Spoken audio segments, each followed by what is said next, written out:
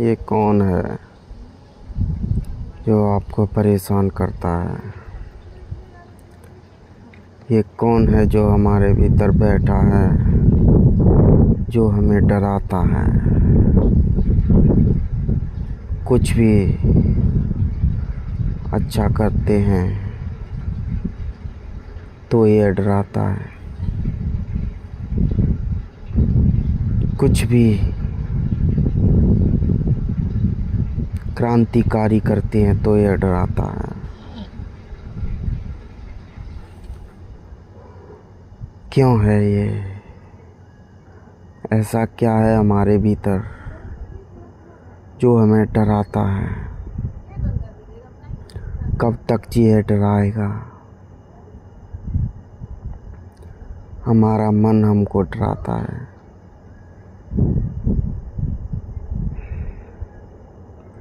जब भी तुम मन से अलग होने की कोशिश करते हो, जब भी तुम मुक्ति की ओर बढ़ते हो, तब ये तुम्हें डराता है और तुमसे कहता है भाग चल। जब हम कभी धार्मिक स्थलों पर, मंदिरों में, मस्जिदों में, गुरुद्वारों में धार्मिक भावना से जाने का प्रयत्न करती है, तब ये हमें बरगलाता है कि कहाँ तू मंदिर मस्जिदों में जा रहा है, अभी तो ऐश कर, अभी तेरी उम्र ही क्या है। कहाँ तू सद्गुरुओं के पास जा रहा है? क्यों जा रहा है सद्गुरुओं के पास? अभी तेरी उम्र क्या है साधु संत बाबा वैरागी बनने की?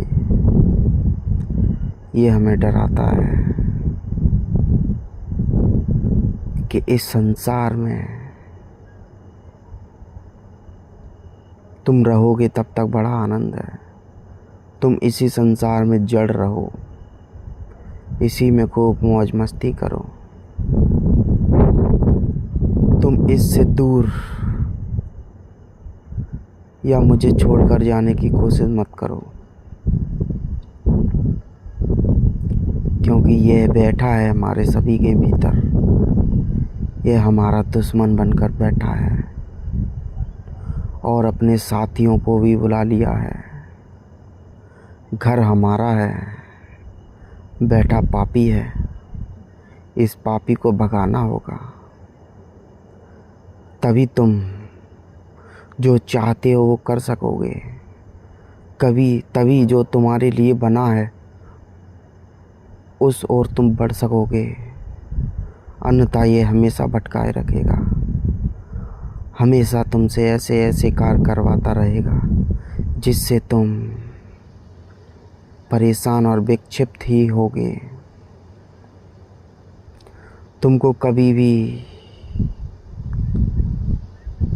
मुक्ति की राह पर आगे नहीं बढ़ने देगा, क्योंकि मुक्त तो तुम हो ही, जकड़ तुम्हें तुम्हारे मन ने लिया है, झगड़ा तुम्हें इस पापी ने है। हजारों डर खड़े करता है।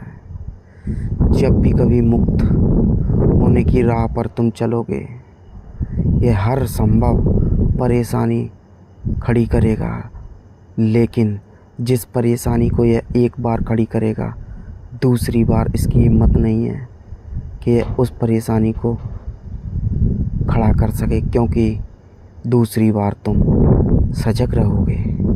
फिर नई नई रणनीतियों से तुम्हें डराने की कोशिश करेगा, लेकिन तुम अड़िग रहना। लेकिन तुम तलवार को हाथ में लेकर इसको काटने के विचार से बढ़ते रहना। यह मृत्यु का डर तुम्हें दिलाएगा, लेकिन एक बात ध्यान रखना, मृत्यु तो कभी किसी की होती ही नहीं, अपितु होती अगर होगी भी तो इसी की मृत्यु होगी। इसीलिए कृष्ण गीता में कहते हैं, पूरी दुनिया से तो सब लड़ लेते हैं, बहुत बड़े सूरमा आप बन जाएंगे।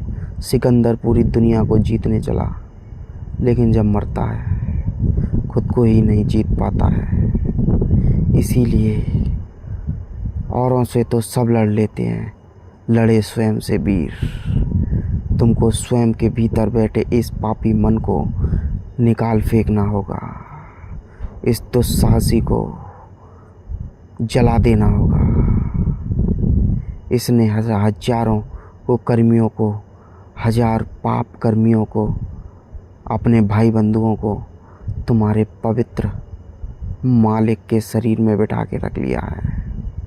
इससे मुक्त होने का बड़ा सरल तरीका है, तुम सरल हो जाओ प्रभु की भक्ति में, जिससे तुम्हारी बागडोर लग जाए, जिससे तुम्हारी पतंग की डोर मैच खा जाए। उसके प्रति समर्पण करो, उसके प्रति प्रार्थना करो कि मालिक कहाँ है तेरा घर, कहाँ से मैं आया हूँ। तू यदि मेरे भीतर बैठा है तो क्या मुझसे गलती हो रही है जो मैं तुझे नहीं देख पाता हूँ, जो मैं तेरे परम अमृत का अमृतपान नहीं कर पाता। ऐसी क्या गलतियाँ हैं प्रभु, क्या मेरे पाप हैं, क्या मेरे पुण्य हैं, मैं कुछ भी नहीं जानता हूँ। मुझे मालिक सही राह दिखा, सही राह दिखा और उसी के चरणों में समर्पण कीजिए, तुम्हें तुम्हारा रास्ता मिल जाएगा। प्रेम को अपनी मजबूती बनाइए। हर जीव जंतु प्राणी से प्रेम पूर्वक नाता रखिए, हिंसा को विदा कीजिए। धीरे धीरे धीरे अपनी क्रोध हिंसा को दूर करने की कोशिश कीजिए, क्योंकि तुम्हारे मन का सबसे बड़ा रूप इस क्रोध के रूप में प्रकट होता है। इसका सबसे बड़ी शस्त्र है तुम्हारा क्रोध। तुम्हें क्रोध में, गुस्सा में, ईर्ष्या में, हिंसा में ये इतना अंधा कर देता है कि आप अपने बुरे कर्मों को देख भी नहीं पाएंगे। जब आप अच्छाई के मार्ग पर आगे बढ़ेंगे तब आपको बुराइयां स्वतः दिखने लगेंगी, तब आपको इस महापापी के हजारों रूप दिखने लगेंगे। जब आप प्रभु प्रेम की भक्ति में लीन होंगे, जब आप हर व्यक्ति में प्रभु को देखने की कोशिश करेंगे, तब इस दुस्साहसी का रूप अलग आपको दिखाई देने होगा। जब आपको बुराई बुराई के रूप में, अच्छाई अच्छाई के रूप में प्रकट दिखने लगेगी, तो आप सिवाय अच्छाई के बुराई की ओर क्यों भला मुड़ेंगे। परंतु आपको भी पता ही नहीं है कि क्या बुरा क्या भला, तो आपकी गलती भी क्या है। ऐसी करोड़ों गलतियों को प्रभु अपनी भक्ति में माफ़ कर देते हैं, क्योंकि ये गलतियाँ प्राणियों की नहीं, उनके भीतर बैठे दुस्साहसी द्वारा की जा रही हैं। लेकिन एक गलती ज़रूर सभी प्राणियों की गहरी है कि वह प्रेम को अपने हृदय में जगह नहीं दे पाता है, इसीलिए महानरक में जीता है। इसीलिए इस पापी का बस आप पर चल जाता है। प्रभु ने हमको भेजा है एक महाशस्त्र जो ब्रह्मास्त्र है, उसे देकर प्रेम को हृदय में समाओ, करुणा को हृदय में लाओ, सभी के प्रति करुणामय भाव रखेंगे तो तुम्हारा मन अंधा हो जाएगा। क्योंकि मन का महाअस्त्र है हिंसा, क्रोध, जलन, घृणा। अगर आप इसके विपरीत प्रेम करेंगे तो इसके सारे अस्त्र निअस्त्र हो जाएंगे, सारे अस्त्र समाप्त हो जाएंगे। ये अंधा होने लगेगा। फिर यह, अगर आप परमानेंट प्रेम को पकड़े ही रहेंगे, प्रभु भक्ति को पकड़े ही रहेंगे, तो यह, इसको तुम्हारा शरीर खाली करना पड़ेगा, लेकिन डराने की पूरी कोशिश करेगा। डरना मत, प्रभु की बागडोर को छोड़ना मत। वो मालिक स्वयं आकर तुम्हें इस पापी के चंगुल से बाहर निकाल लेगा, मगर मालिक को पुकारना ज़रूर, क्योंकि उसे हृदय में जगह देने के लिए तुम्हें अपने हृदय के द्वार खोलने होंगे। तुम्हें मुक्त होने की पूरी चेष्टा करनी होगी, क्योंकि जन्मों जन्मों से तुम्हें इस पापी ने पकड़ रखा है। अब मुक्त होने की ठान लीजिए, क्योंकि यह तुम्हें अनंत काल से जकड़े हुए है। हजारों जन्मों से आप परेशान हो रहे हैं। तुम्हारे भीतर जन्म लेते ही प्रवेश होता है, तुमको जन्म दिलाता है, उल्टी सीधी योनियों में यही अपनी आकांक्षाओं की पूर्ति कराता है और तुम्हें परेशान करता है।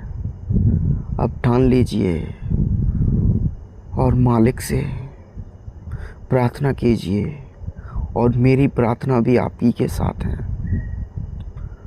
मैं भी प्रभु से प्रार्थना करता हूँ कि जो आँख आपकी ओर उठे उसे भजकर थाम लेना, क्योंकि अगर प्रभु नहीं थामेंगे तो निश्चित ही भटक जाएगा प्राणी। उसे थामने वाला कोई नहीं सिवाय मालिक के।